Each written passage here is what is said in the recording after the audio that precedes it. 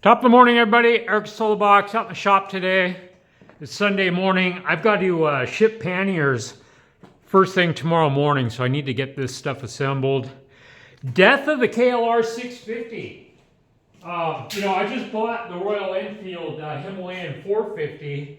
What a great motorcycle. And honestly, it's the motorcycle Kawasaki really needed to build when they came out with the new Gen 3 KLR. You know, when the Gen 2 KLR dropped, I had the previous year, the last year of the Gen 1 KLR, I bought that bike, the Gen 1. The Gen 2 drops, I saw a picture of it, I'm like immediately like, I'm going to be first in line, I'm going to buy that.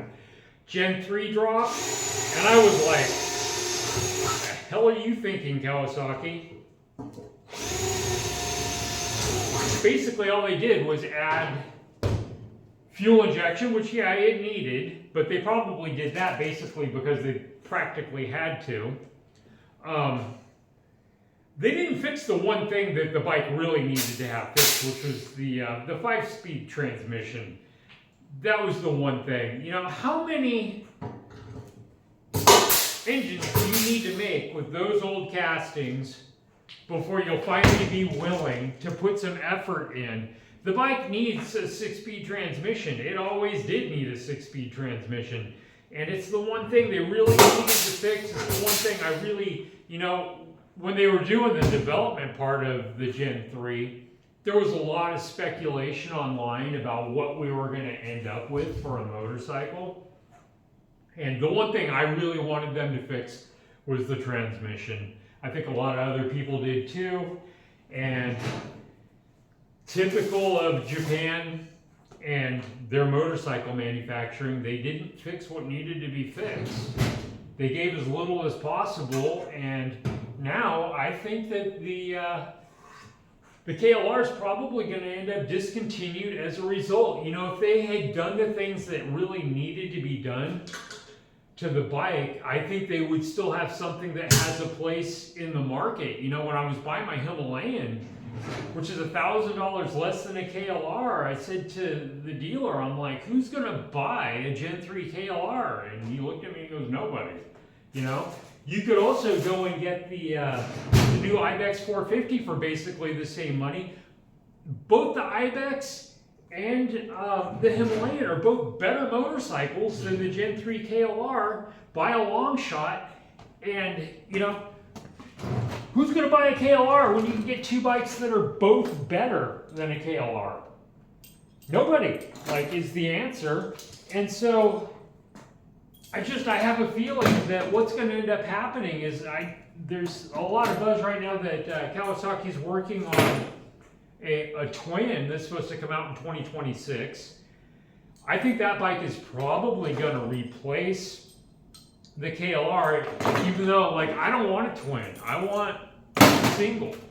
And I just think their laziness in what they did is going to end up being the downfall of the KLR 650. I think that a lot of adventure motorcycle enthusiasts, a lot of people just absolutely love the KLR, and they're going to lose their beloved motorcycle because Kawasaki was just so lazy in what they were willing to push out the door. If they had just fixed the transmission, just that one thing, maybe made it a little bit lighter instead of considerably heavier, maybe a little bit more effort with the suspension. The Himalayan has no adjustment to it except for preload on the rear spring, and it's awesome. And the KLR can't even begin to compete with it. You can't tell me that they couldn't. I mean, the bike's already, the KLR is $1,000 more than the Himalayan. They couldn't put a little bit better suspension on it somewhere in there? They just were incredibly lazy, right? And so I think as a result, we're all going to lose an icon in the adventure motorcycle marketplace, and it's just such a shame because I don't think it really had to go that way. I mean, they basically owned that segment. They should have come out swinging. You know who came out swinging? Royal Enfield came out swinging like a man gasping for his last breath going underwater. They came out with something because they knew it would either make or break them. Like, they built an awesome start to finish motorcycle, just hit the sweet spot all the way through. Kawasaki, not so much, and it's a shame because I love KLRs. The irony is I went in, so my dealership, they had a used Gen 3 KLR, a bike that I've been saying since they dropped the Gen 3 that I will own one at some point, but I won't go buy one new. There's no way. I'll wait until they're dirt cheap and used, and I'll buy one that way. And so my son Asher actually was the one that kept bringing it up. It's like, Dad, go buy another KLR. And so I saw that they had one used at my local shop. And I'm like, I'll go in and buy that bike, right? I get in there, it had sold the day before, as luck would have it. Thank God, because I would have bought it. I would have bought a Gen 3 and never even looked at the Himalayan.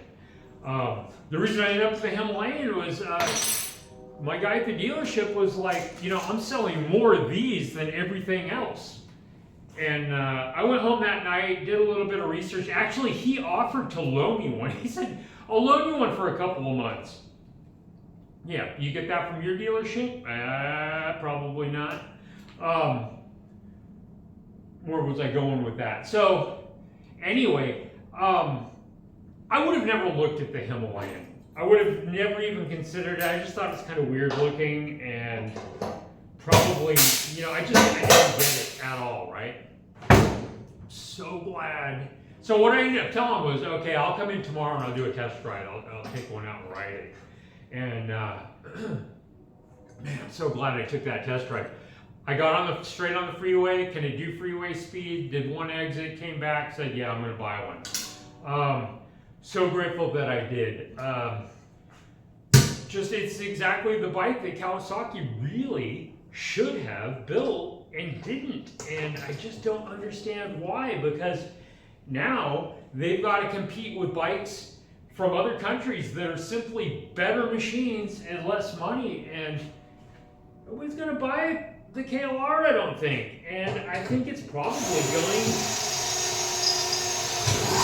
to end up discontinued as a direct result. I just don't understand what they're thinking. Like, they could have come out swinging and continued to own that part of the market. And the fact that they just didn't have the forethought to do it is a real shame, because I love KLRs. I love the simplicity of them. I love the guys that own them. Like, there's this community around KLRs that it's the most fun to own motorcycle ever. And it's because of like the aftermarket and the community that surrounds it, and the simplicity of the bike. Like, you get to make it what you want it to be. And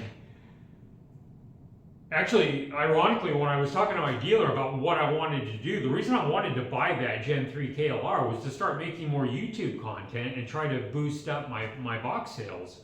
And that's when he started talking about, hey, well, the Himalayan, I'm selling more of those than anything else anyway. That's what really got me to start thinking about doing the Himalayan. And so I went home and did a little bit of research. Really what I was looking for is the Himalayan gonna be the next KLR 650? And I do think it is. I think that what's gonna spring up around that little bike is gonna be very similar to what's always been around the KLR. A really great sense of community. Lots of aftermarket stuff. You can make the bike into what you want it to be. And I can ultimately start making some YouTube content basically wrapped around that bike. And in the meantime, you get to see what I'm doing with the panniers in the background. And it'll probably boost my sales as far as the panniers go as a direct result. And so, tell me what you think. Is the KLR going to get discontinued? Is that twin that they're working on right now, is that going to be... they already pushed out a Gen 3 turd, at least in my opinion. Now we're going to get a parallel twin. God, I hope, if that's gonna end up being the replacement for the single cylinder KLR, I sure hope they at least get that bike right. But I have a feeling based on what I've seen come from Japan for a long, long time now. You know, the Himalayan's the motorcycle I've wanted. I could have told you that that's what I wanted, 15 years ago, right? It's like Japan just doesn't get it, or it's like they just don't care.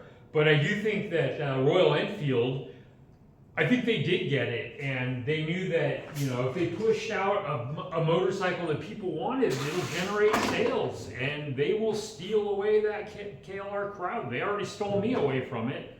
I probably still will own a Gen 3 KLR at some point, but it's not going to be until I find one that's just so dirt cheap that I can't afford to say no to it. I would like to have one. I would like to ride one. Which, in all fairness, I'm saying all of this, I haven't even ridden one, which should tell you a lot about what I thought of the bike when it came out. Like, I haven't even gone out of my way to actually ride one, which is a shame because at heart, I'm a KLR guy and always have been. But I think that's going to change. I think Royal Enfield has not only earned my business, they've earned my respect. Like, it's a fine little motorcycle. It's well built. It does everything I want it to do, and it does it well. Like, everybody says, oh, the KLR, it'll do everything. It just won't do any of it very well. The Himalayan does everything, and it does everything convincingly. Like, it's a good motorcycle. Remember the RX-3 Cyclone when that dropped? That was a 450cc, looked kind of like a BMW GS. But it was from China. I was really enamored with that bike when it came out. And really, I've always been really interested in, what can you do with less, I guess is what I'm trying to say. When that bike dropped, I thought, oh man, I would really like to try one of these. And I did end up getting to ride the RX-3 Cyclone a few years later. I didn't buy one straight away. I didn't buy one at all, actually. But somebody did come by the SOLOBOX shop at one point, and I got to ride one. The big difference between the Himalayan and the RX-3, you felt like you were riding a cheap-ass motorcycle, to be quite frank about it. Like, you could tell that it was at a different standard. When you ride the Himalayan, it's a good motorcycle, like start to finish. Like, I feel like it's better built than a KLR, honestly. I don't feel like it feels cheap at all. It feels like a very, very modern, well put together motorcycle, and I think I'm going to enjoy. Like, if I had to pick a motorcycle right now to go around the world on, absolutely no question what I would choose. It would be the Himalayan, without any doubt. It's phenomenal gas mileage. It just does everything really well. It's the Swiss Army knife of motorcycles, and I just wish Kawasaki had gotten it right with the Gen 3 KLR. Maybe they'll go back to the drawing board, or maybe they'll reduce the price. They've got to do something, because I'm telling you now, with other stuff in the marketplace, they're not going to sell very many of those bikes. So anyway, am I wrong? Comment down below and let me know what your thoughts are on it. Eric SOLOBOX, ride safe everybody. I will talk to you later.